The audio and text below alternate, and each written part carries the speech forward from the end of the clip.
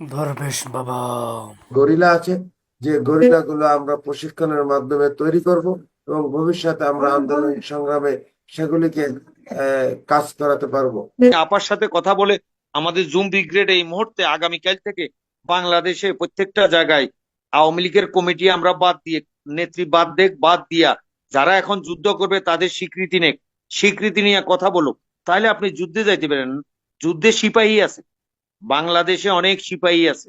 এই যে আওয়ামী লীগের 300 এমপির সাথে 3 × 600, এই 600 লোকের 300 লোক যদি দেশে যায়, নেতা কর্মীরা মাঠে থাকলে, আমাদের নেতারা থাকলে, লিডাররা থাকলে, কর্মীরা তখন যুদ্ধে ঝাঁপিয়ে পড়তে পারে।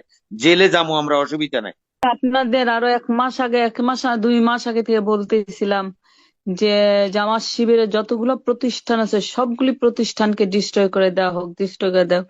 তাহলে আর করতে আপু, পারবে না। কাউকে ঘায়েল করতে হলে তার অর্থনীতির দিক তাকে আগে সর্বপ্রথমে তাকে ঘায়েল করতে হবে, তাহলে সে ডিস্ট্রয় হবে, না হলে হবে না। এই জন্যই বারবার বলতেছি ওদের অর্থনৈতিক দিকগুলো আগে ডিস্ট্রয় করে দেন।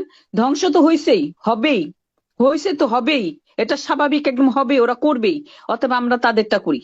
যাদের কাছে টাকা আছে আপনারা আমাদের 4 লক্ষ অস্ত্র দিবেন। 4 লক্ষ আওয়ামী লীগের নেতাকর্মী, তৃণমূলের নেতাকর্মী, জয় বাংলা ব্রিগেডের সেনানীরা পথে নামবে এবং আমাদের প্রথম যুদ্ধটাই হবে এই সেনাবাহিনীদের সাথে। এই ওয়াকারকে আমরা মাটির ভিতর পুঁতে ফেলবো, তারপরে দেখবো অন্যদেরকে। আমরা গোপালগঞ্জকে বিভাগ করেছি। গোপালগঞ্জ বিভাগে আমাদের দায়িত্ব রয়েছেন মামুন। এছাড়া আমাদের ওমেন ব্রিগেডে দায়িত্বপ্রাপ্ত রয়েছেন নমিতা খানম।